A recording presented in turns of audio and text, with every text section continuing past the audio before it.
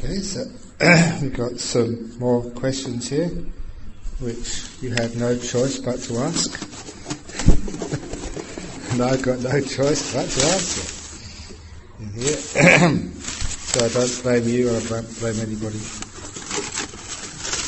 You all know Ajahn Chah's famous saying about blaming others.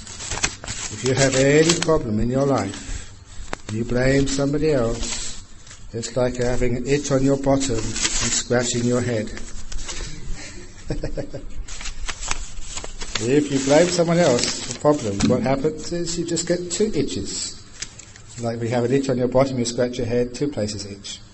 So never blame anybody. The first question here. During the time of the Buddha, people, monks, lay people, including even courtesans, became stream winners without any mention of meditation by listening to the Buddha's teachings. In the case of the Venerable Sariputta, he only listened to 2 lines of a stanza uttered by Venerable Assaji. It seems then they did not do any meditation. Please comment. Thank you, Ajahn. You know, I've been to some people's houses and I see the pictures of their sons and their daughters who have got these degrees from universities. And to get your degree, according to the photographs, all you need to do is to show up in a nice suit and gown. And then they give you this little piece of paper and then you've got your degree. At least that's the only thing recorded in the scrapbooks and on the photographs of your wall. But the point is, do you ever take photographs of your children going to their lectures, or doing their homework, or writing out their assignments? Are there any photographs of doing their final examinations? No, we only get the photograph of the final event. Or like, when you get married, you have the photographs of your wedding, but it doesn't say anything about how you got to that place. And it's the same with the suttas.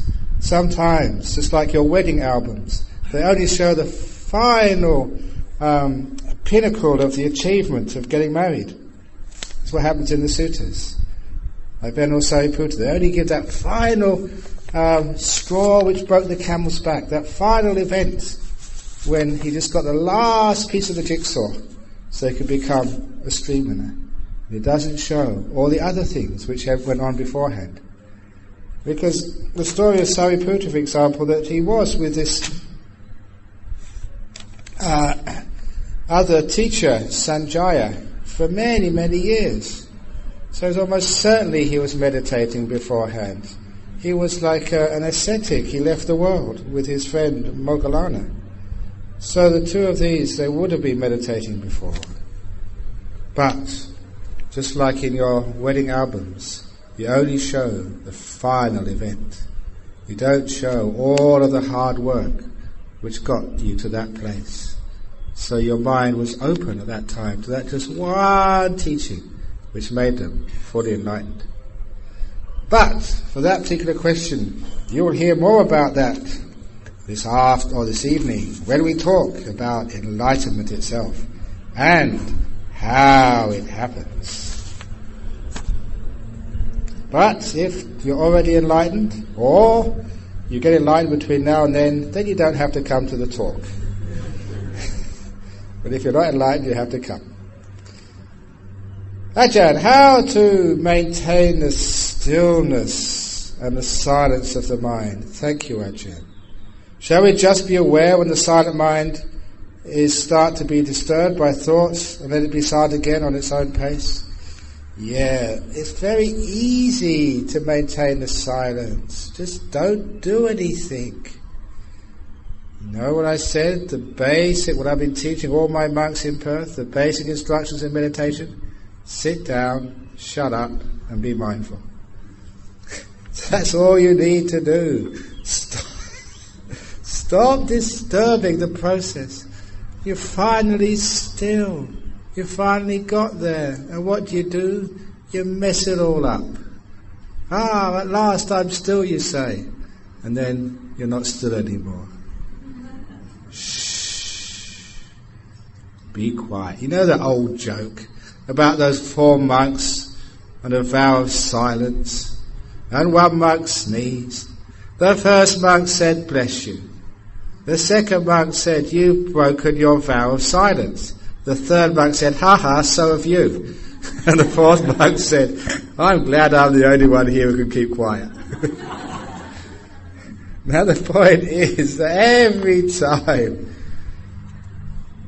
you make a comment, you disturb the mind. So after a while, you get this skill of just leaving things alone, relaxing, and not worrying. You probably heard me give you the simile of the bicycle before. I remember when I was a young boy, and for a birthday present I got my first bicycle. And I was so excited, I couldn't wait to get on it and start riding it. However, as a young boy, when you first ride a bicycle, it takes a lot of skill to balance. But because I was so afraid of falling off, I gripped those handlebars so tight, my knuckles went white. And because I was so afraid and I was so stiff, I kept on falling off. It's only later you realize the best way to stay upright on a bicycle is completely relax. And when you completely relax, your body just moves as it's required. But if you're stiff, you always fall off. It's the same way with meditation. If you hold on too tightly, you're so stiff. No wonder you keep falling off and go off into sloth and torpor or go off into restlessness. You're falling off the bicycle because you are holding on too hard. If you just really relax, you stay still. So, the best way of staying still is relax even more. The less you do, the longer you're peaceful. So it's very easy once you get the idea, you just do nothing and you're still. And people say, how do you do that? You say, stupid question, friend. It's how you don't do, not how you do things. How you stop all this doing. And the best way to stop all this doing is have nowhere to go, nothing to achieve, no destination. I just realized today there's only 2 days of the retreat left. Are you still trying to get somewhere? If you are, the only place you're going to get to is Dukkhaville, the city of suffering. So don't try and get anywhere in these last 2 days. Just be here. Just enjoy the moment. Don't try and get anywhere at all. The more you try, the faster that clock is going to turn. So just let go and enjoy every moment of Club Med. So just be aware when the silent mind, don't do anything. And it's a teaching I said on the first day, but I'll reinforce it now. In meditation, it does not matter what you're experiencing. What is important is how you are experiencing it. It's not the subject of your mind, it's actually what you're doing about it. That's the problem. No matter what you're experiencing it, if you are at peace with it, you accept it, you allow it to be, you're content with it, then you're on the path to Nibbana, to deep meditation. You're making peace. You're not doing anything. You're not pushing the cart. So if you are trying to get somewhere, you're not happy where you are, you want to be somewhere else, you want to get somewhere else, you want more, you want deeper, you want this, you want that, you don't like this, then you're making suffering for yourself. And your meditation will never be successful that way. So it doesn't matter what you're experiencing. Ask yourself, how am I experiencing this? Put some of your mindfulness right there. So really, it doesn't matter if you're watching the breath or you're watching the silence or watching a nimitta. What's crucial is how you're watching those things. If you're watching a nimitta and you're just holding on to it tightly, you're never going to get anywhere. If you're watching the breath and it's just so calm, you're watching the breath, you're going to get very deep. Even if you're restless and you're watching the breath, oh, this is good enough for me. This is silent, this is peaceful. You're just allowing it to be. Then you're going to go very deep, very quickly. It's not what you're doing, it's how you're doing it. All the defilements, all the hindrances, where are they? Is a suffering with the breath? Is a craving with the breath? Is a craving with the nimitta? No, the craving is between you and those things. So that's where the defilements live. Dear Ajahn, are bodhisattvas enlightened beings? Is Kuan Yin a bodhisattva? Who has attained a high level, bodhisattva or arahat? Thank you. Okay. Oops. The bodhisattva is a being on the path to being enlightenment. So they're not enlightened yet. And really, to go to the original teachings of the Buddha, there's this wonderful sutta called the Gatikara Sutta. And it's really well worth you having a read of it. Gatikara, Ghatikara. In the Majjhima Nikaya. Have a look at that one day. Because Gatikara, he was a disciple of Kassapa the Buddha, which is the Buddha previous to Siddhartha Gautama. And he was such a devout disciple. I mention him tonight probably because he was a non-returner, an anagami. And he was the one who'd make pots but would never actually dig the earth. He would never sell those pots. He'd put them on the table, say, if anyone wanted a pot, please take them. If you want to leave some rice and lentils, just leave them. He would not go into buying and selling. And the only reason he wasn't a monk himself under Kassapa the Buddha was because of his blind parents, which he had to look after. But what I had never mentioned before was that Gatikara had a best friend called Jotipala, who was a Brahmin. And Jotipala was like a bit of a businessman, and he did not like this Buddhism business.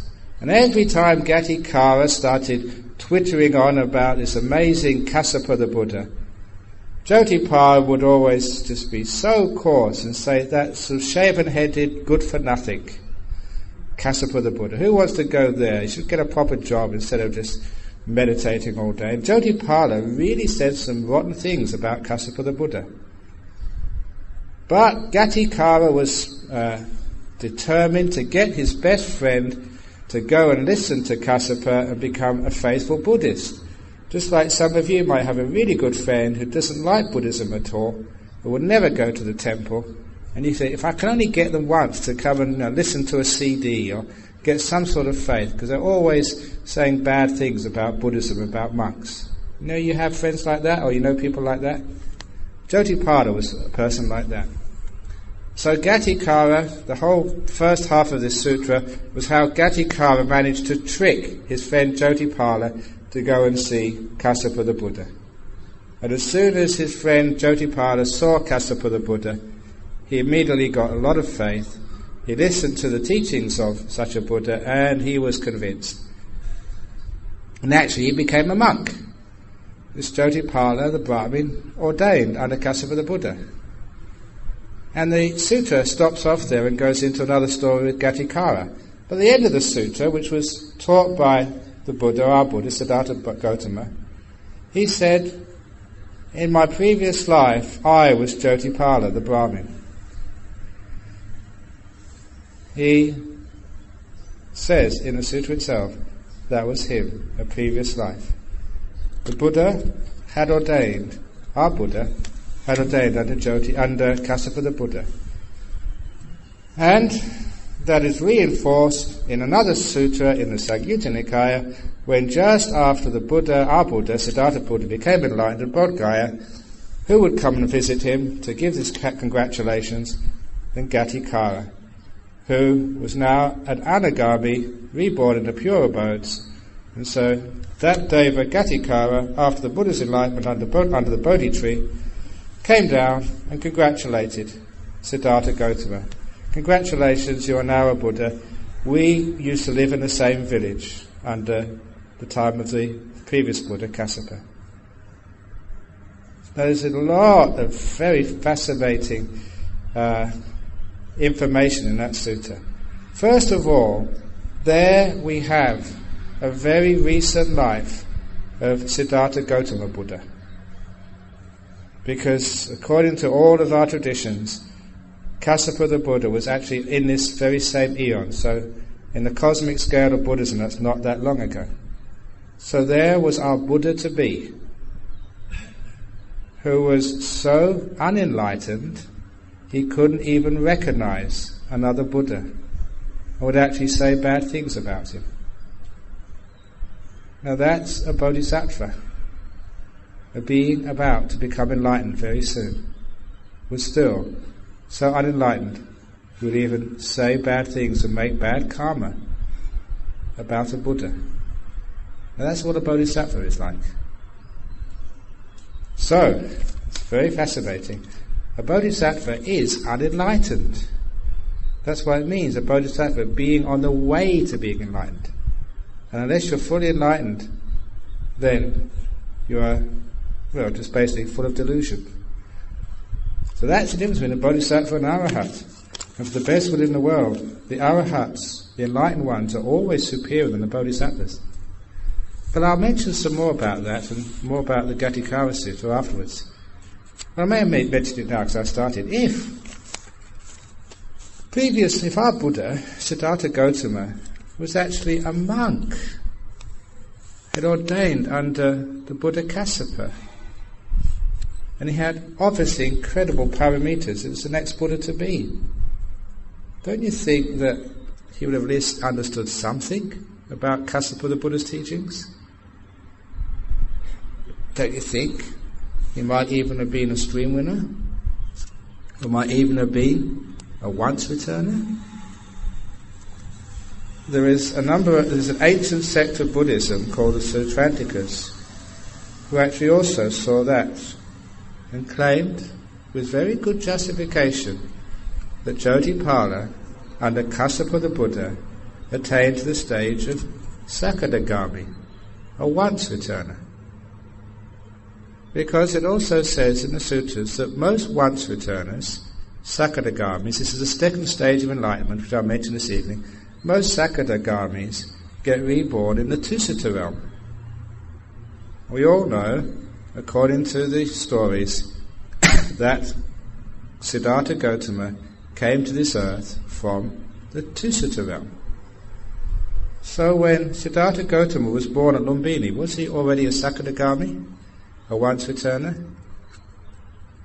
According to all our legends, including the Theravada, when the Buddha was born, he took 7 steps, put up his finger and says, I am the best, I am the chief, this is my last birth.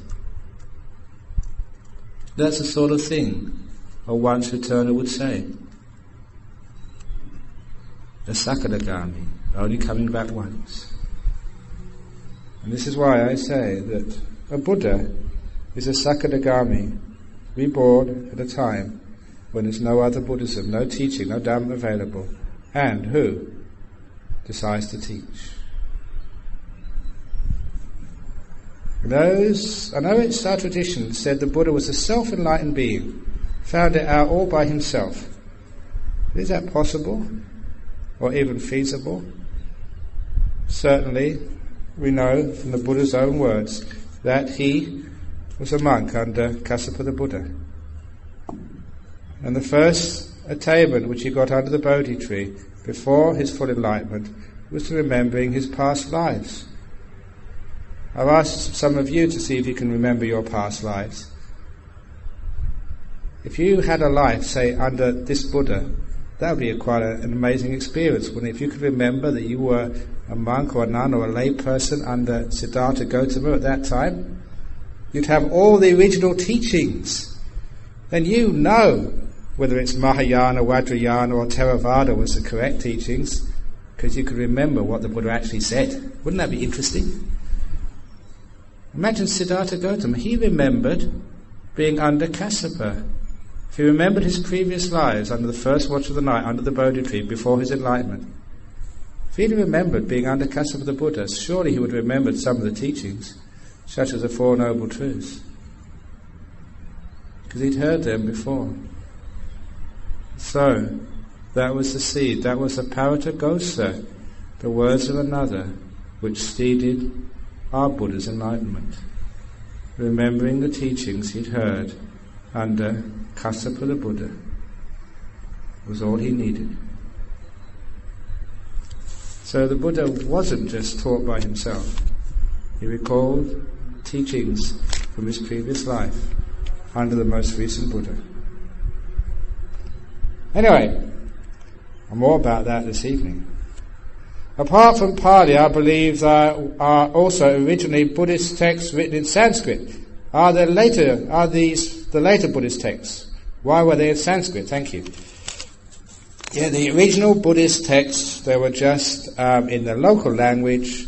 They were not written down. They were just recited in the local lingo. So, if in those days, all the sutras, all the teachings, if they came to Ipoh, they would be in Bahasa Malay, or they would be in Cantonese or Mandarin, or Hokkien in Ipoh. Cantonese, they'd be in Cantonese. So they'd use the local language. But there was not that much difference in India at the time between the local languages. It was just like local dialects, that's all.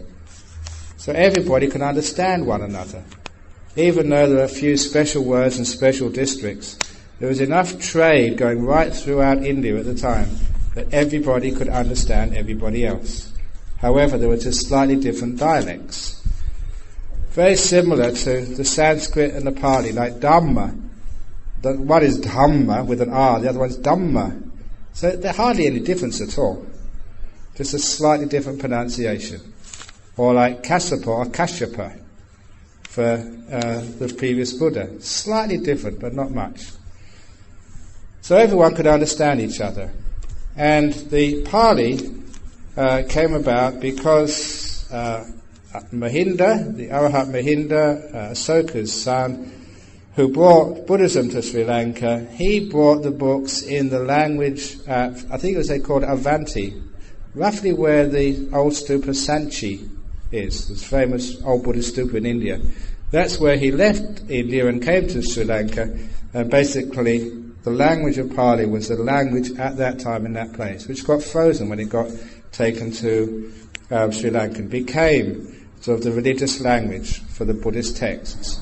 But of course, when they were written down, about 100 BC, then that became a frozen language, the language of Pali. Literally, the language Pali Bhasa, same actually with Bahasa. Bahasa actually comes from the Pali Sanskrit, Bhasa, B-H-A-S-A. It's an Indian word. And that literally means the language of the text, or the language of the palm leaves, the Pali. And that's where it got its name from. So, in Theravada, they had these old Pali. Later on in India, Sanskrit itself became like a classical language. It was supposed to be the most perfect of all languages, as the Indians would say. And it's true, it is much more rational and logical than Pali, which is why many people, they learn Sanskrit first of all, which is nice and logical, and then they go to Pali afterwards. However, because Sanskrit was supposed to be sort of a much higher language, they thought these Buddhist teachings, they deserve to be retranslated into the more perfect language. And so many of the texts were actually retranslated back into Sanskrit. And the Sanskrit texts are always the much later ones. So Pali was more original, and then it was translated back, but it doesn't really mean much translation, it's more like transliterated back. So instead of the law of karma, K-A-M-M-A, became karma, K-A-R-M-A. Just little things like that. And that's where the Sanskrit came from. But the Sanskrit texts which you have are always much later than the Pali ones. That's where it came from. There's not much difference there. Next question. Dear Ajahn Brahm, if a son wishes to renounce to become a monk, he asks permission from his mother. If his mother doesn't give her blessing, what will be the karma for his mother? Whoa. Now this is going to scare you, but it is true. If any person stands in the way of someone else doing good karma, they commit very bad karma. So, for example, say that your husband wants to come on a retreat. You say, no, you can't go. You're standing in his way of doing good karma. So by saying no, you make bad karma. If, say, your wife wants to give a donation to the temple, you say, no, don't do that. You can't afford it. It's stupid. If you stand in the way of someone doing good karma, you make bad karma. If you want to keep the 5 precepts, and your father says, "No, don't be stupid, don't do that. Come out, we're having a party tonight. I want you to drink." You say, "No, I want to keep the 5 precepts." "No, drink." He's actually creating bad karma by not allowing you to do good karma. And it's the same way that if you have a son or a daughter who has a legitimate wish, and obviously that they are able to become a monk or a nun, they're not crazy, they're not giving up their responsibilities, but they're doing it in the proper way, the right way, and you just say for no real reason, "No, you can't do it," you commit bad karma. Imagine if my mother, when I asked her over 30 years ago, "Can I be a monk?" if she said no, then imagine the bad karma she would have made. In the opposite way, if you encourage someone to do good karma, if you encourage them to come to the temple, if you ring them up and say, "There's a good talk on tonight, come over to the temple, you'll enjoy it." Or if you say, "These 5 precepts are so great, you should keep the 5 precepts as well." Or if you say, "Come on, you can do a retreat, it's not that bad. Ajahn Brahm's retreats are really soft, you can sleep as much as you like, it's not hard at all. Come on, you can go." And they do go, you have made great good karma. If you encourage other people to do good karma, then you make good karma. If you stop people making good karma, you make bad karma. That's a general rule. That's why we should always be encouraging other people in acts of goodness, kindness and generosity. We should never stop them. So if someone wants to be a monk or a nun, please, you should encourage them. Obviously if they've got what it takes. If they're crazy or they're just running away because they can't face their responsibilities, or they've just got some romantic idea, or just, because your son has just finished a relationship and they've got a broken heart, and they say, "It's either become a monk or suicide, I can't stand life any longer." If it's stupid romance like that, just say no, because they're going into the monastic order for the wrong reasons. Ajahn Brahm, precept number 5, no drug, no alcohol. I have a habit of taking 10 milliliters of tonic wine for general health and elevate blood pressure every night. I have low blood pressure. Is that allowable? 10 milliliters, that's not very much, is it? I don't know. It really depends on how pure alcohol it is, I suppose, and how much alcohol is in that 10 milliliters. But basically, if it doesn't affect your mindfulness, and actually even a small amount of alcohol does affect your mindfulness. If it really is just such a small amount that you can't really tell the difference, then it's okay.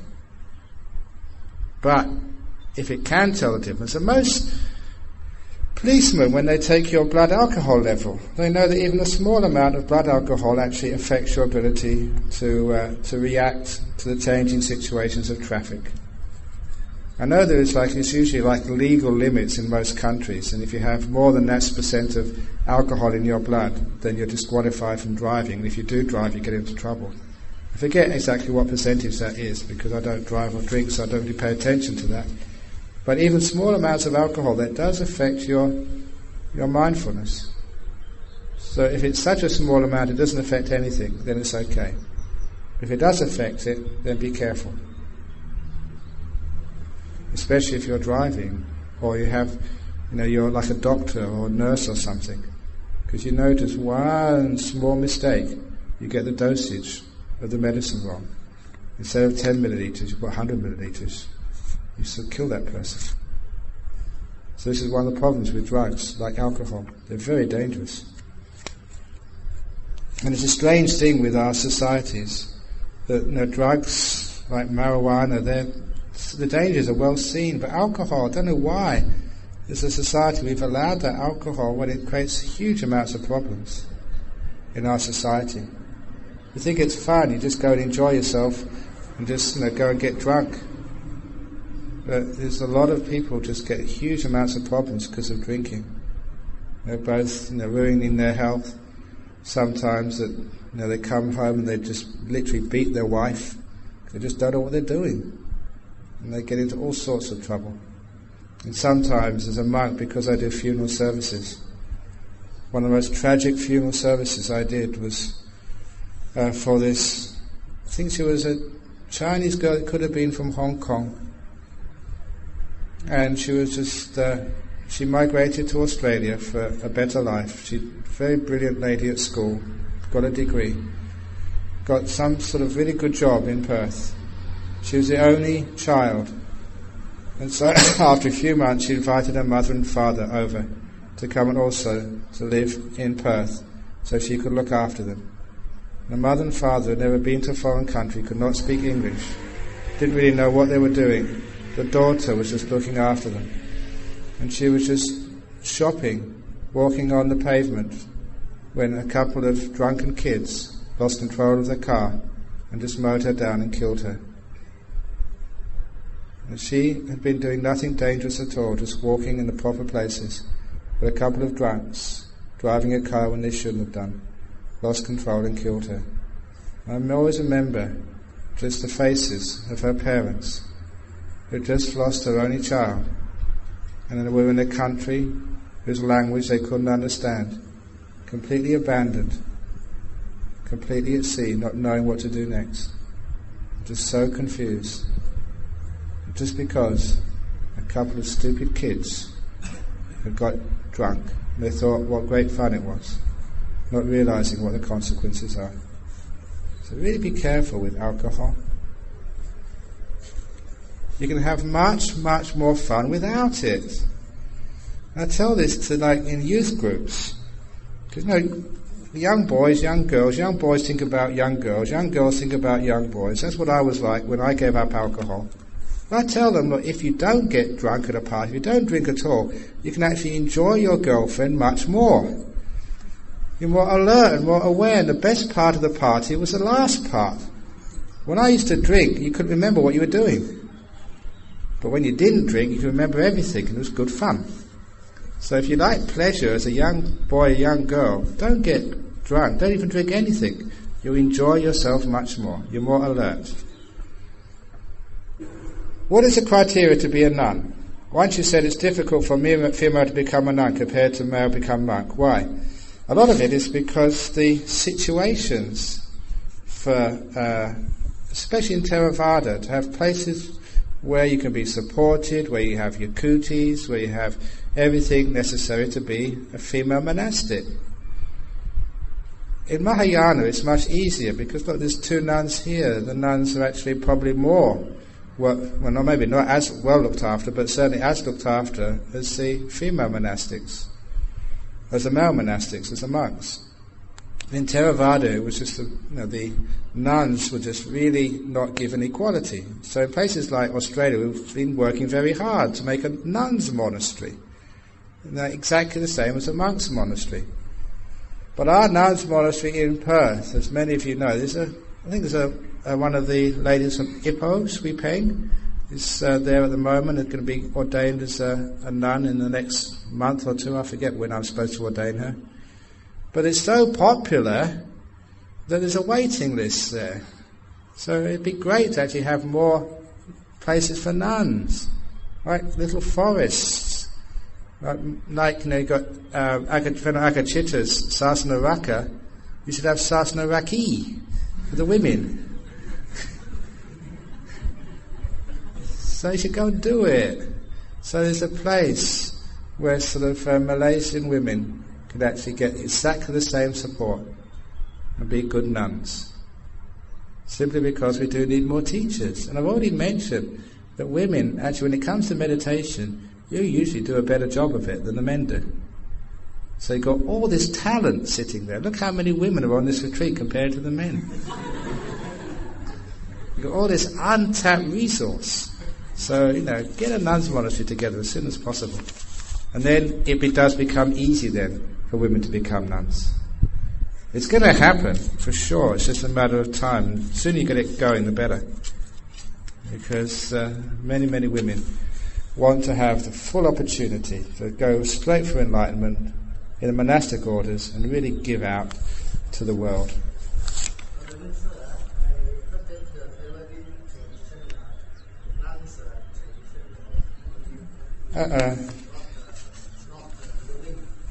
People say that, but the truth of the matter is that you can ordain a nun, a bhikkhuni, any time. If you have a look at actually the original text, there are two ways to ordain a bhikkhuni. One is actually on both sides, with the bhikkhuni sangha and the monk sangha. But as many people have pointed out, and it's true, you can look at that original Pali of the Vinaya, the legalese, and you can say that no, just being ordained by the monks is enough to make a full bhikkhuni. So it's really just politics, that's all. The opportunity is there if you really want to. So we can start. We've already got bhikkhunis. They've already started. But the point being, though, the most difficult part is: do you really want to be a bhikkhuni? Because some of the old rules there were just so tough, much tougher than for the monks. And so that's why in places like Perth, you say, let's actually just solve the problem by doing a bit of lateral thinking. We have these. They're not just 10 precepts, they keep exactly the same rules as the monks, the nuns in Perth. But we don't call them bhikkhunis or 10 preceptors. We give them a different name, we call them nuns. We call these guys monks. By changing the name, we give equality. And anyone who's ever been to Perth will see that those monks and nuns are treated equally, they've got the equal respect. If you call them bhikkhunis or samaneris, straight away you're in the trouble of the hierarchies. If you call them monks and nuns, the problem is solved. Sometimes all that needs is actually a bit of creative thinking, a bit of language to solve these age-old problems.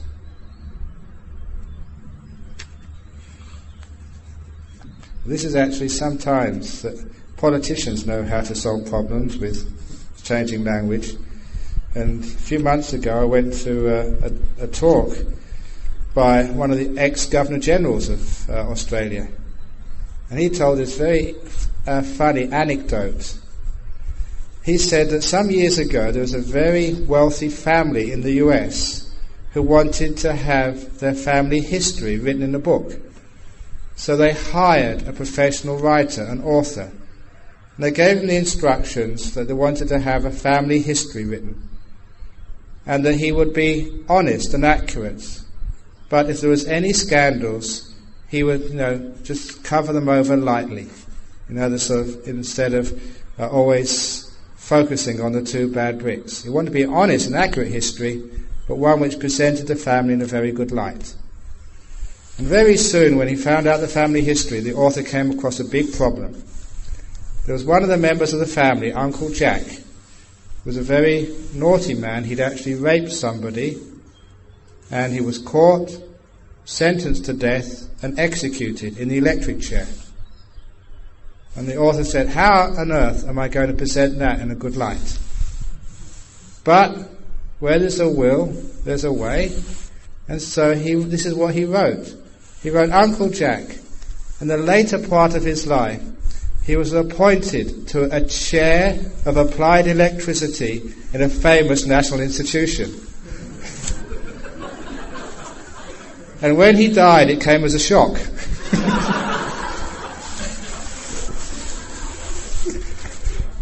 Which was not lying, but it certainly wasn't telling the truth. So sometimes a bit of creative language can do very well. Next question. Is it necessary to offer food to our departed loved ones when we pray to them? Can we offer the food to the Sangha, then transfer the merits to them? Can they enjoy the food in this way? Yes, they can. You don't even need to offer them food just to make some good karma. You can say, keep precepts for 9 days, 8 precepts. And you offer all of that good karma to your departed relations. So it's like Chinese New Year. You can actually give somebody a present, to give your father a present, find out what he wants. Or you can give him sort of some money, so he can actually choose what he wants. Now if you just actually offer the food to your departed relations, that's all they get. If you offer them just good karma, it's like offering them like a gold credit card. They can, if they want food, they can have food. If they want clothes, they can have clothes. Whatever they want, because it's a general gift. So that's obviously much better for your departed relations. They should say, good karma which I've made today, I give to you.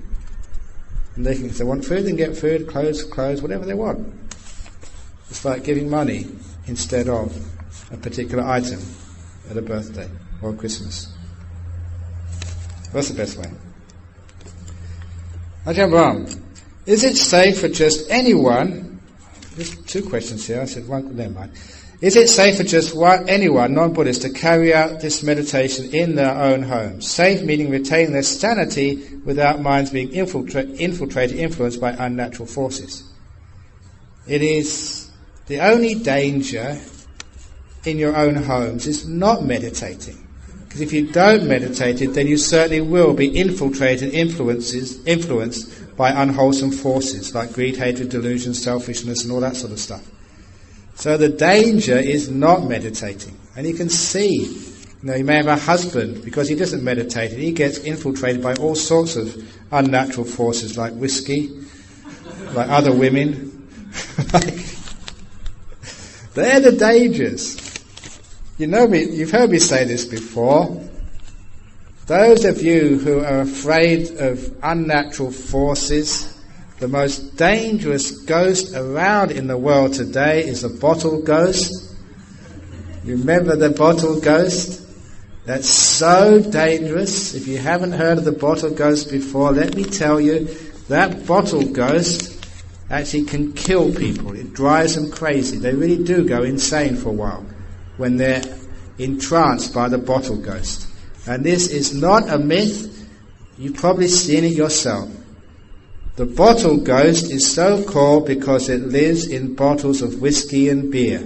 And when you take off the cork or the cap, that bottle, and you start drinking it, the bottle ghost goes right inside of you, you get possessed, and you say crazy things, you go dancing up and down, just like a mad person, and sometimes you can kill yourself. So that's the bottle ghost. The most dangerous ghost that it's been proved to exist. You've seen it yourself. So if you're worried about unnatural forces, and most Chinese people are so worried about spirits, except the real ones, the alcoholic spirits. So please, be worried about that one. That's a dangerous one. But as far as meditation, it's one of the safest things you can do.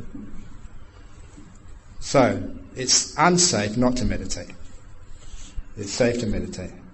Is there any procedure before starting the meditation, like chanting, etc.? No, the only procedure is sit down, shut up, be mindful. And the bowing part, should there be no figure of the Buddha? Is it necessary, or can the showing of respect come from the heart? It can come from the heart. You don't need to bow to people. One of the best reasons people bow these days, though, is because it exercises your stomach muscles and you don't tend to get so fat.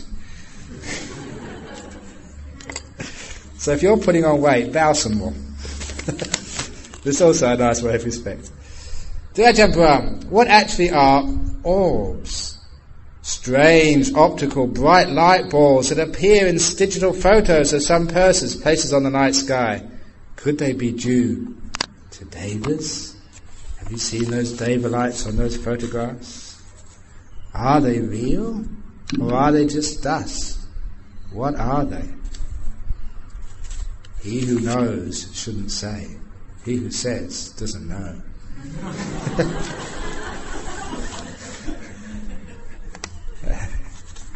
Actually, just because I'm a scientist, I asked one of the monks to send some of those deva light photos to the photographic laboratory and asked for an explanation. And the letter came back from the laboratory, so there's only two explanations. One is it's actually dust on the lens, the other one is dust inside the lens. And if you've seen those photographs, both are just unacceptable. Because you take two successive photographs, one after the other. One has the lights, the other one doesn't. And the next one doesn't again. So if it was dust on the camera, where's the dust gone? It's just suddenly disappeared. Strange, but true. To Ajahn Brahm, can a person lead two lives at the same time? One in the human body on earth, and the other in another dimension above the earthly realms? Does astral travel exist? Astral travel exists, but when you're astral travelling, you're leaving your body. This body over here is just like hibernating for a while. So you're not actually living two lives at the same time. Just, your body's just left behind for a while, you're just floating away somewhere. But you always come back again. If you do ever astral travel when you're meditating, don't be afraid. Nothing wrong will happen to you. You'll find your body again. All you need to do is just say, very calmly, very peaceful, time to go home. Or just come back. Whatever. The worst thing is when you get afraid and you get pulled back so quickly. It's really jarring and very unpleasant. So don't worry about it. You go floating off, enjoy it. There's many of my disciples. There's funny stories about floating off. There's one of these guys. He was living in Perth, but he was an engineer and got a job in Darwin, which is about 2,000 kilometres away. So he went off to Darwin, but he was a very jealous man, jealous of his wife. So he'd always come back every few days in his astral body to check out what his wife was up to. So it's a marvellous thing that, you can actually be here on retreat. Your husband may be in KL. You don't know what he's up to, but you can just go and leave and check him out. See what he's up to at any time, and he doesn't know you're watching. Isn't that a good thing to do? This other guy, he was one of my disciples in prison.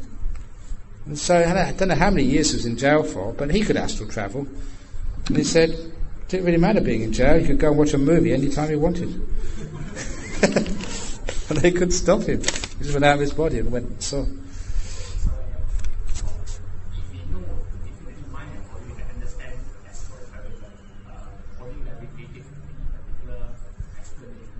Body levitating is just the power of the mind again. Sometimes the mind can be so strong.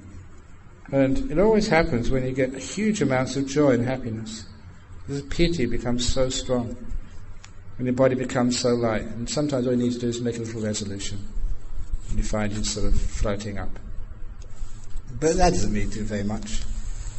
But all of these powers, you have to have purity of mind. And there's this classic story about levitation.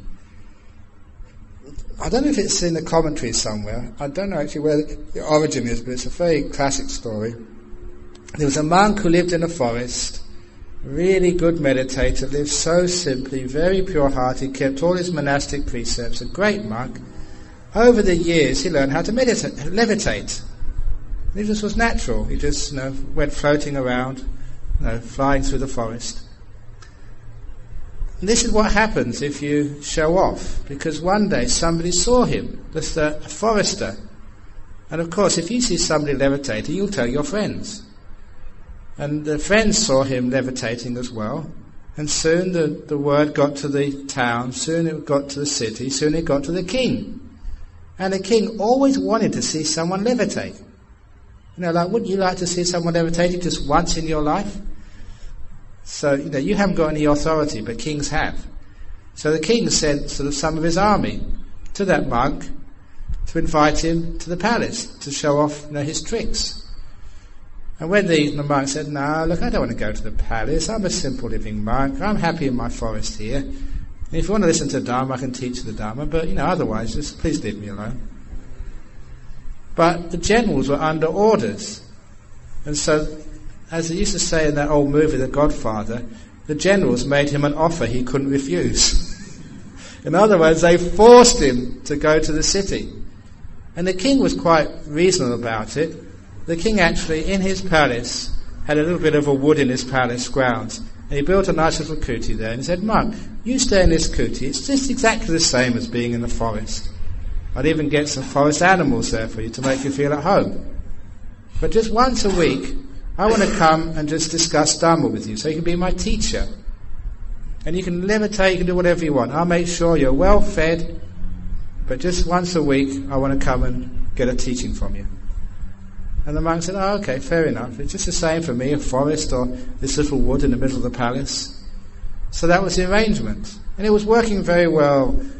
Servants would bring him food every day. He'd go off flying around and meditating. And once a week the king would come to him and he'd give him some advice about ruling the kingdom, some Dhamma, be a good person. So it was a wonderful arrangement for a while. Then what happened one day, He was off flying around the palace grounds, levitating, as he usually did. But this day, instead of the servants being in the food, it was one of the king's daughters. It was an incredibly beautiful princess. She decided she wanted to make some merit, so she was bringing the food to this monk's hut. And as the monk was flying back to his hut, he saw this very beautiful girl, the princess. And he had just one moment of lust for her, and he lost all his psychic powers. So he had to do what we call a crash landing.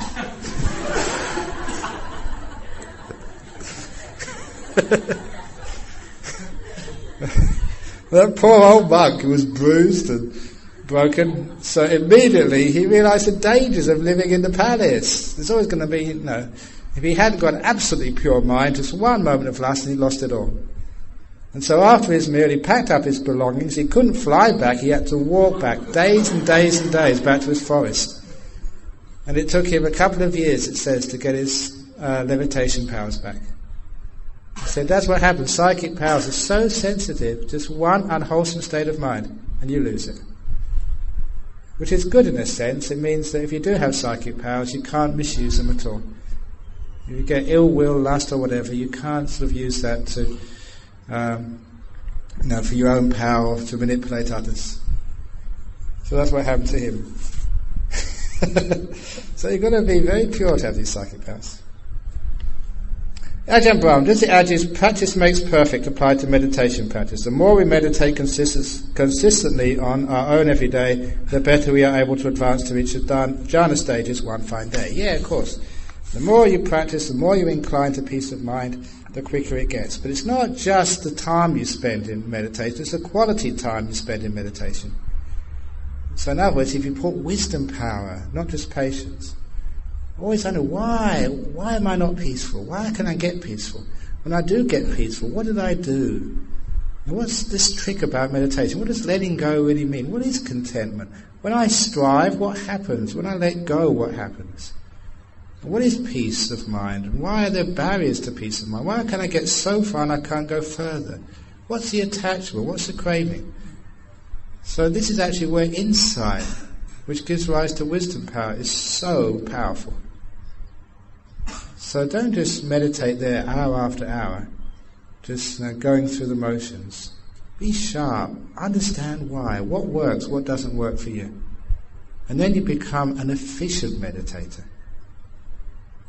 So you really learn quickly. If you learn quickly, you get deep very quickly. So don't just sit there thinking the more hours you spend there, the quicker you become enlightened. Now use your mental faculties as well. Be sharp. How long did it take you to reach jhana stage since you started meditation? Well, if you start to think about all the previous lives, it's been eons since I got... Because when did you start? That's the hard question. And you don't know how long you've been going. The point of the question is that when will I get jhana, you're asking.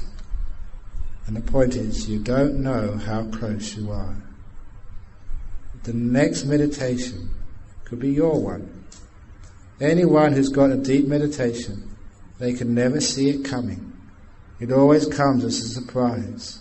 They never expect it. They never see signs. It's never like you sit down and say, you're going to get a jhana, this meditation, here I am, I'm coming, be prepared. It just happens when you least expect it. So, do you expect to get in a jhana in the next meditation? If you don't, that's a good sign.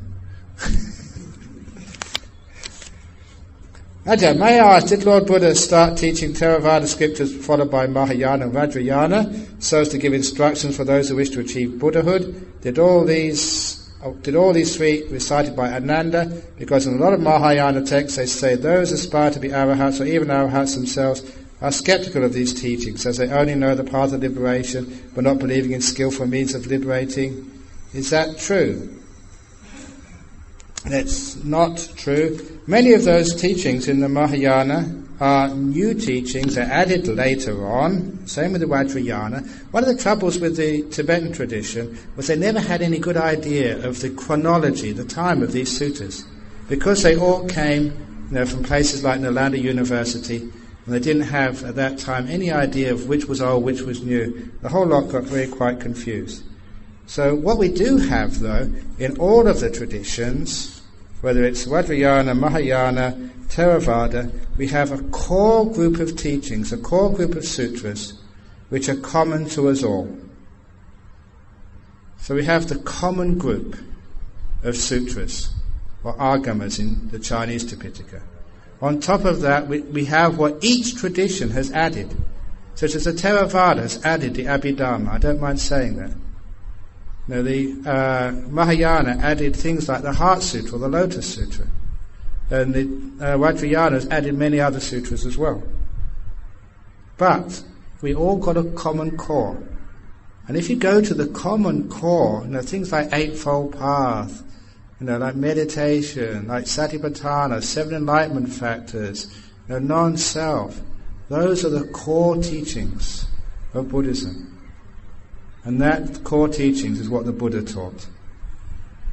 I mentioned this earlier on. The Buddha said that he has no closed fist. He didn't hide. There were no secret teachings. The Buddha said that clearly. And number 2, he said, even though there's no secret teachings, there's many teachings which I haven't given you. But the reason I haven't given it to you is because they've got nothing to do with the path. So he never taught geography or quantum physics or accountancy, because that's got nothing to do with getting enlightened. Nevertheless, those things can all be very true and very valid. But he gave the core teachings. And those core teachings are common to all traditions. And if actually you get people who practice rather than just be the scholars, always be wary of the scholars. Those who've read all the books but haven't understood them. If you read the books but don't understand them, you haven't internalized them, practiced it, and understood, then you'll always say, this is better than that one. You haven't really understood what these things are talking about.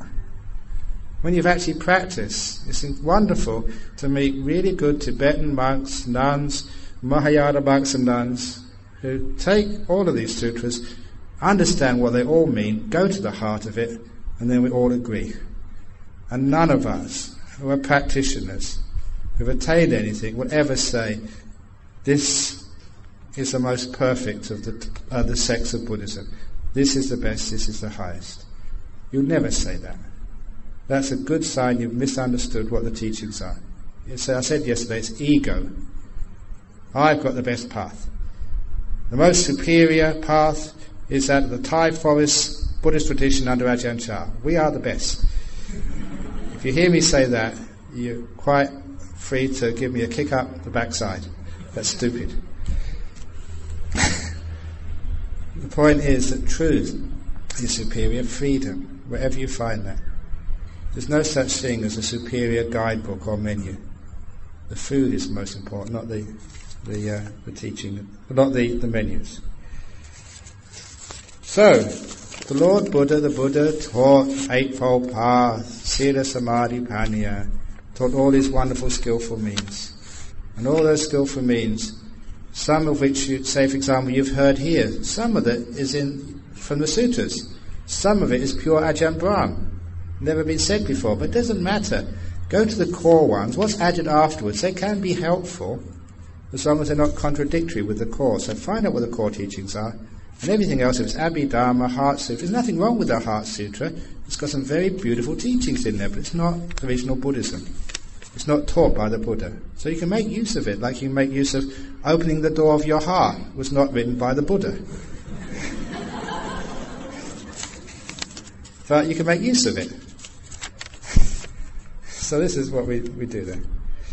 During the morning metta meditation, I don't seem to be able to see the golden light. Am I missing anything, although my usual reaction to metta of having my hair on my arms and back stand did occur? That's good enough. You don't have to follow me exactly. So I'm just giving examples, but you wanted actually to have metta meditation every morning. And so I did it the way which works for me. If it doesn't work for you, you can plug your ears and do your own meditation, or just go around the corner and do it yourself. And it gives you an example. And some of it, in a retreat, we're trying to give examples, teachers, so that when you leave here you can stand by yourself, sit by yourself. And so you get some idea. The main reason I teach metta like that is because too often traditional metta teachings, you start with yourself first of all, and many people find it hard to really get lots of metta towards themselves at the beginning. However, if you find any object which is easy to get metta towards, your child, your son or your daughter or something there, especially if they're sick, poor thing. You get loving kindness coming up very quickly. Once you've got the spark, the first flame, it's easy to build it up. And you build it up on this person and that person. What I haven't done so far with metta meditations, once you've got the fire really strong, then you put on your enemies. The people who've really hurt you, been mean to you, who've stolen your money, who've tricked you, cheated you. Those are what I call the wet, sappy logs. And it's very hard to make a wet, sappy log take a flame. But if you have a huge fire already, the wettest, sappiest of logs you can chuck on that fire, and there's so much heat there it soon dries it up, or the moisture, and soon that log is on fire as well. This is what I mean. You have to build up loving kindness on your friends first of all. When it's really, really strong, you feel so much energy of loving kindness. Then you can think of your enemy. Poor thing. You've got so much loving kindness that even your enemy, they take your loving kindness as well. It just dries all of the ill will away. And it just bursts into flame. And you're really surprised at how people who you thought there's no way in the world you can ever like them, let alone give them kindness, you find you can. That's how you love your enemies, by loving your friends first. Next question. When meditating on a chair, is it true that the back must not lean onto the back of the chair? Not necessary. You can if you want. Just be comfortable, whatever your body wants to do. Don't look at other people. Your body is completely unique. If you want to lean on the back of the chair, that's fine. If you want to take it away from the back, if that feels more comfortable, that's fine. Next time you can come on one of these retreats, bring your armchair, one of these lazy boys. You press a button and the feet rest comes up. And this is what meditation's all about. But I guarantee that if you bring it here, you just leave it in the back there, when you want to sit on it, I guarantee someone else has already pinched it. Make your body comfortable, be kind. As I practice present moment awareness of the breath, thinking and mental chattering come and go. However, as pain comes and intensifies, my mind goes and anchors on the pain. When this happens, there is little thinking, mental chattering. Awareness of the breath fades as the attention is focused on the pain. Can the attention be just sustained on the pain until awareness decides to go back to the breath? Thank you. You know what that's called when you're aware of the pain? Anapana sati.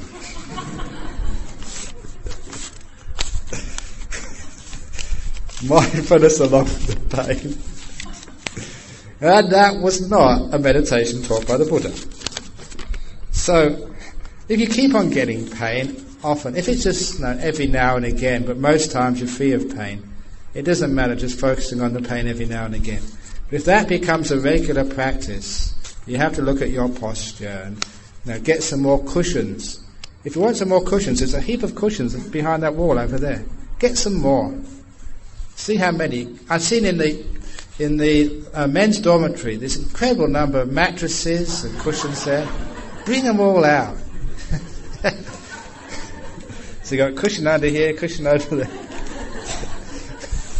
Make yourself comfortable.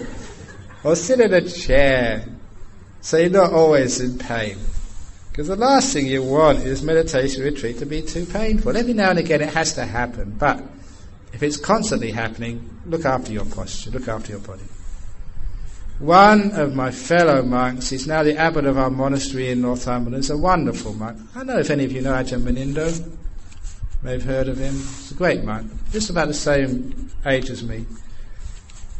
He decided to go through his pain once. He was sitting down there, got pain in his knees. I'm not going to move, I'm going to just endure it. He ended up having to have 2 knee operations in the hospital. A stupid thing to do. But he never does that anymore. He learned his lesson. So the pain is a reminder to you that the body is actually wants you to move it. So be kind to your body. If it's too much pain, then move. You get much deeper meditation when you're comfortable. Next question. Can the recitation of mantras with intense concentration lead to absorption states of the mind? Thank you. You do mantras at the beginning. But if you don't let go of the mantra, you can never get into absorption, simply because the mantra is too coarse. It's still like this, noting this thinking going on. The words are still happening. So you can do may all beings be happy and well. May all beings be happy and well. But after you say those words like that, listen afterwards. What happens in your mind after the words finish? May all beings be happy and well. The mind just turns to metta. So you keep on saying that mantra until the feeling is so strong inside you, you don't need to say the word anymore. Like peace, peace, peace, peace, peace, peace. Can you feel yourself getting peaceful? This is what happens. You say the word until it brings out the effect. And you just linger with the effect for a while. When the effect starts to fade away, peace, peace, peace, peace. And you feel peaceful again. When it fades away, start the mantra up again. After a while, the peace is so well established, you don't need to say the word anymore. You have peace and it's stable. That's what a mantra does. The mantra brings up where it's pointing to. Buddho, Buddho. Until the mind sees Buddha, the awakened one, the enlightened one, the peaceful one. You're at peace, you're alert, having fun. Then you don't need to say the mantra anymore. So the mantra is at the beginning stage. It's the same that many of you, like look at me, I came in an aircraft from Perth to KL. That's as far as the aircraft could go. I couldn't get the captain to come and land in this centre here in Ipoh. You can't take an aircraft into this temple. So I had to get out of the aircraft, and then I travelled in car. And even in the vehicle, we could only go to the car park. I couldn't get the vehicle to please drop me off outside my room. It just can't go that far. So I went in the vehicle as far as the vehicle could go, and then I went on foot. So these different vehicles can only take you so far. So mantras only take you so far. Then you get off the mantra and say, go off into a nimitta. Nimittas only take you so far. You get off the nimitta and just go into this beautiful, joyful peace. So each vehicle only takes you so far. The mantras take you so far, soon you have to let them go to get on the next stage. In present moment awareness, we open all our senses to feel the world so as to bring our attention to present moment. But in beautiful breath, we limit our senses only to mind door and turn off all other senses. Am I correct that we're doing two opposite things? Not two opposite things, almost like two complementary things. The first thing is you let go of time. You keep all the sensory experience. It's a gradual letting go. So first of all, you just let go of time and wondering about the minutes and the hours and the days. You'll be so amazed when you leave here in a few days' time, just how peaceful you become and how just wonderful it is to be timeless. As soon as you go back out there, you've got to get to work on time, you've got to do this job on time, you've got 2 hours to do this, 5 minutes to do that. Oh, it's just such a pain having to worry about time and not being late and getting there on time. So enjoy this moments of timelessness where you've got no schedule, just eating, but some of you don't even eat. Who cares? So enjoy this moment, but present moment awareness is the first stage of letting go. You've let go of time. And afterwards you let go of both of the senses, just to keep part of the sense. Then you let go of that sense to get to a nimitta. So it's a gradual letting go. So you don't try and let go all in one go. So what if there is no one there in emptiness and no self? Absolutely, I agree with that. So what?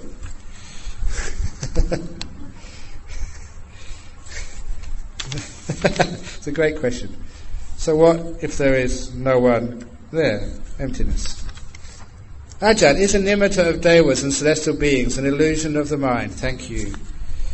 If those nimittas come along early in the meditation, you've got no power, no stillness, then it probably is just an illusion. However, if the mind is really still and you've got lots of energy and peace, you start to see these things, there's a good chance the more still you are, the more powerful the mind is, the more likely those things are true. There are such things. This is how they are seen, experienced. Really depends on your state of mind. Bhante, what is the meaning of the precept in Pali? Metta sahakatena cetasa sabbapana hitesu paritawa viharanang samadhiyami. That's actually not a precept, but that's actually part of spreading loving kindness. Metta sahakatena cetasa, a mind which is endowed, which is literally gone with loving kindness. Sabbapana bhutesu should be, pana bhutesu paritawa, having spread that to all beings, all breathing beings, viharanang, that we live in that abiding, we determine that.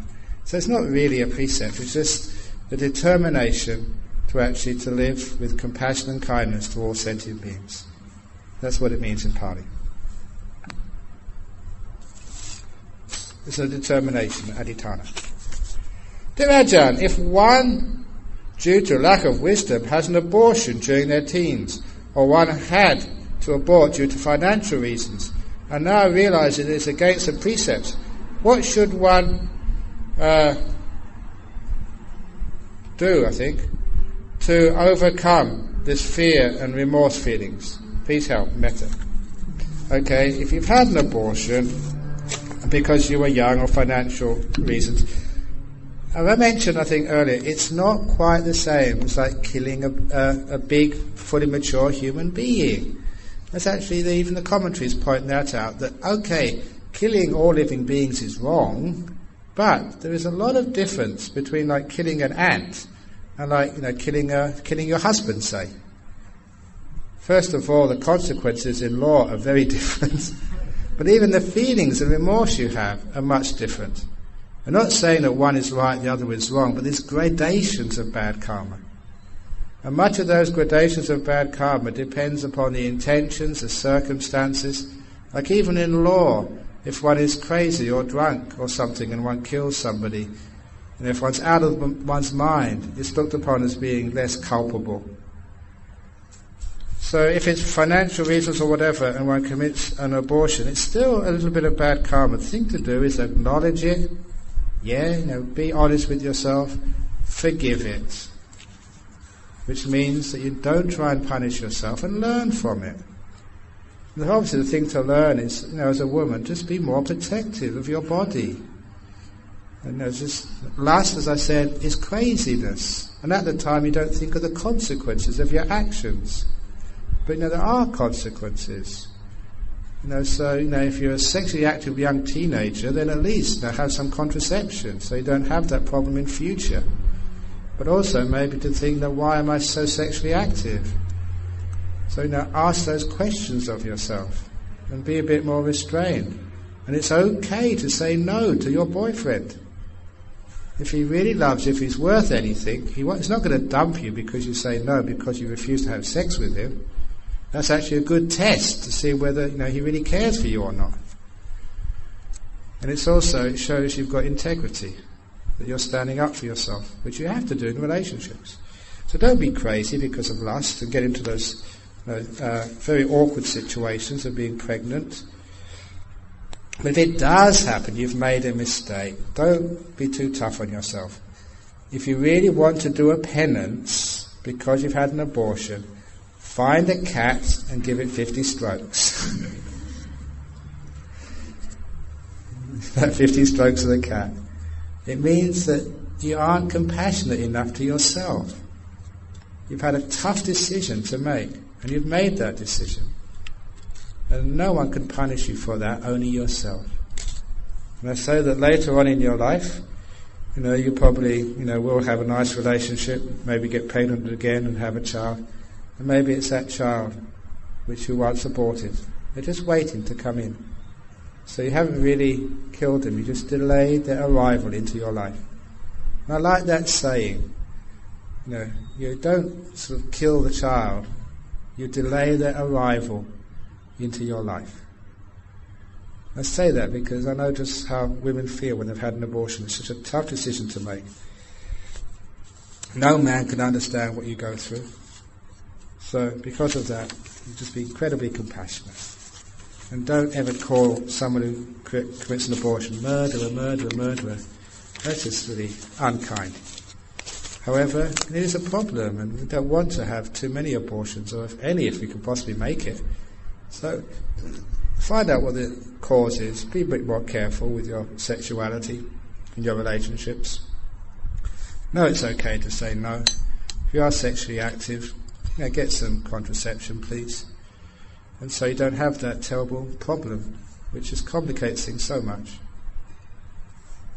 Okay? Ajahn, where did the mind originate? Aha. The mind originated in craving.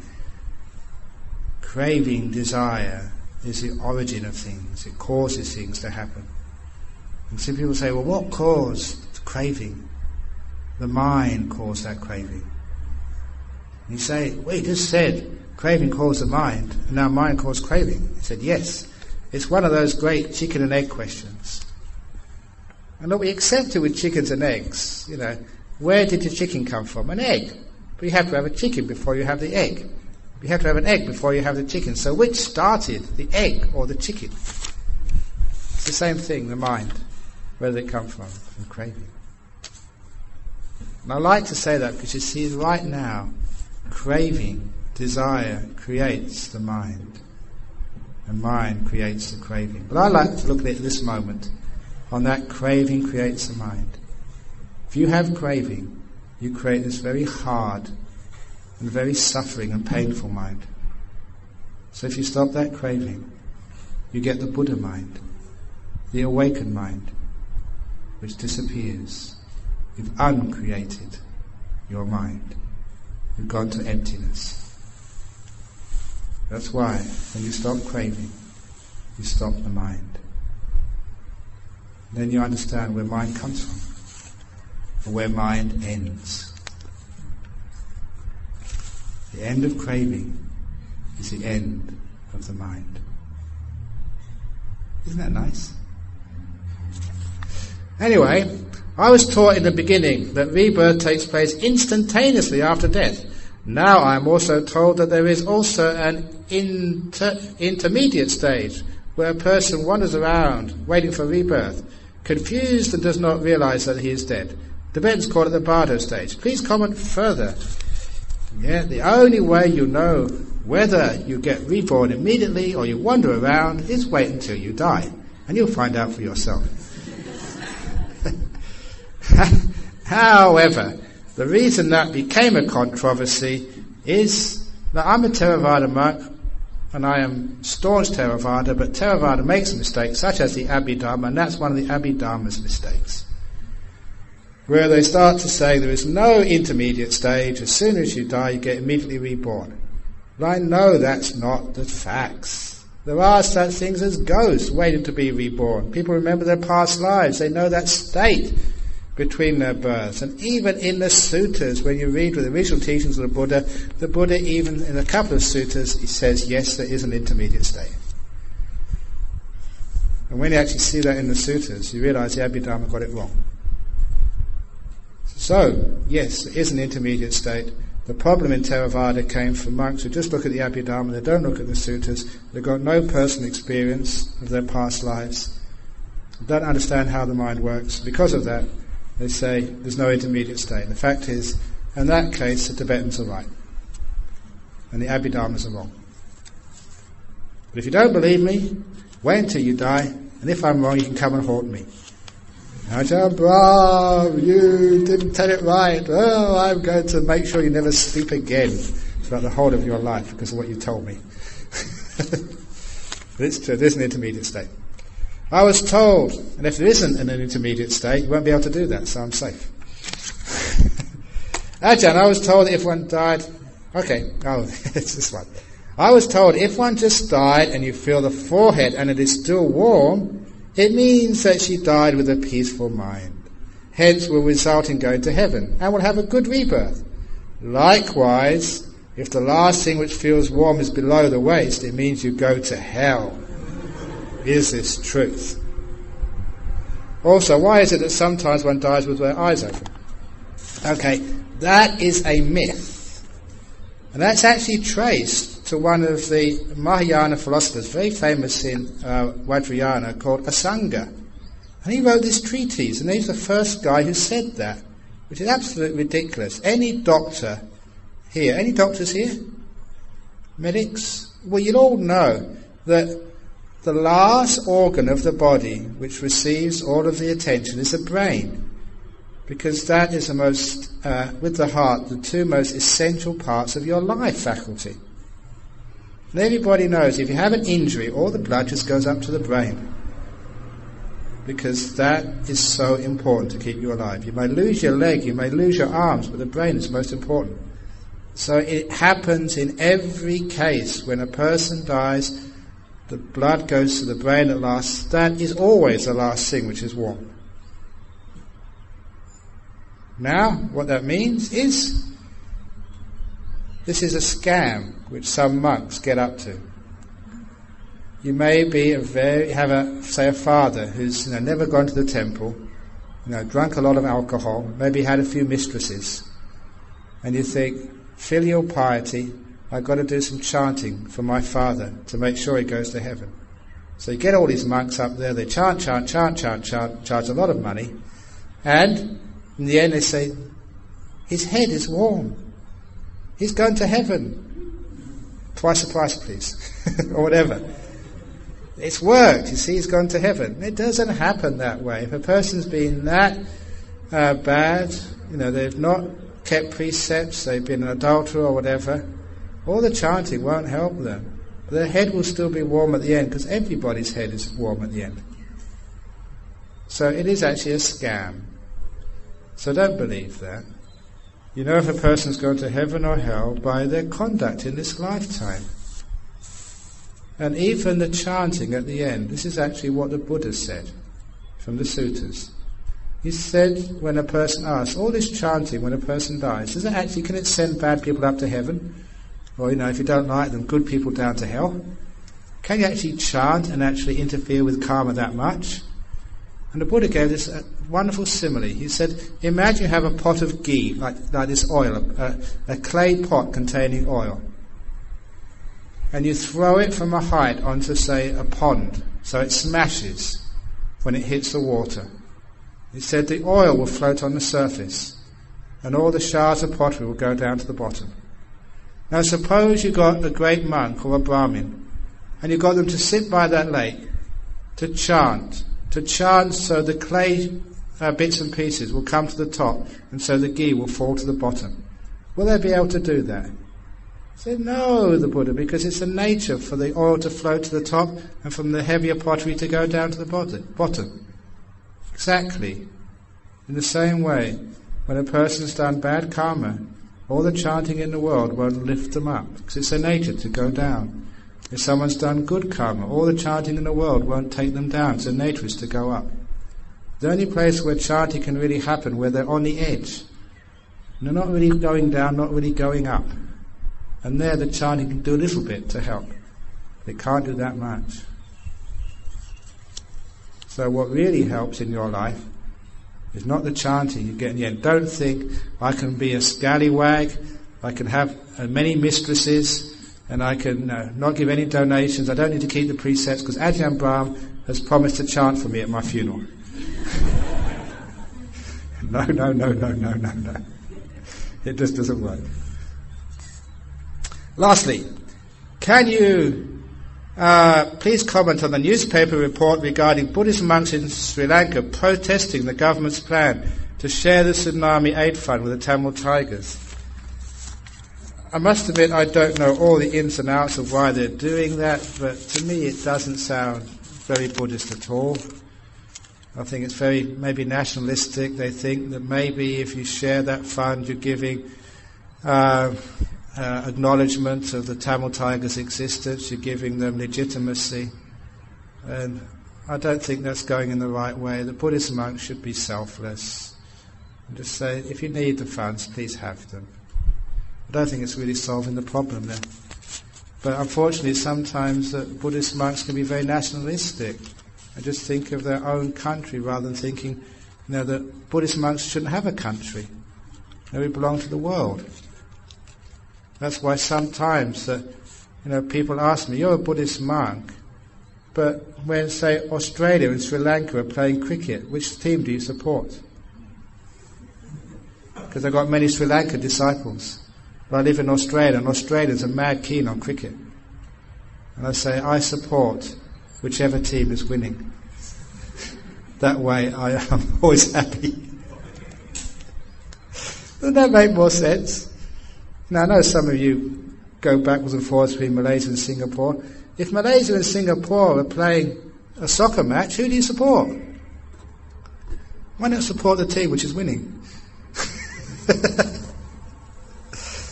So be a person who has got no nation, and then you don't get into many of these problems about Tamil Tigers and our nation, that Sri Lanka is, has to always be this way.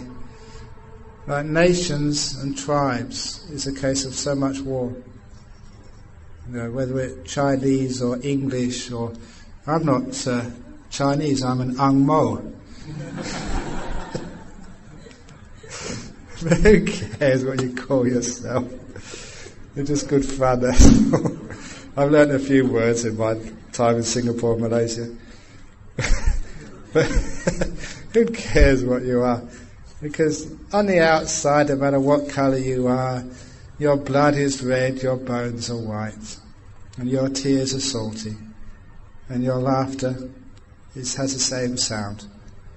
So why do we always try and think that there is Sri Lanka and there's the rest of the world, there is Malaysia and there's the people surrounding, there is United States and all our enemies? That's not the way for a peaceful world. So one of the great things about our modern life is because we travel to each other's countries, because we intermarry. You may have a son-in-law who's English, you have a daughter-in-law who's French, you may have someone who's married to an African, and isn't it great? So all this intermarriage, so it's going to get harder and harder to decide actually what race or what country we belong to. And as soon as we do that, I think the better this world will be. So I think the Sri Lankan monks there can't really understand what they're doing. Okay, so I've answered all the questions. I've gone on for a bit of a long time, but at least I've answered the questions. And now is interview time. So, for those of you who have personal questions, please keep it short, because I've gone on a bit long. It's only an hour and a half for lunchtime, so short questions to the point for the interview time. Okay? Sadhu, sadhu, sadhu.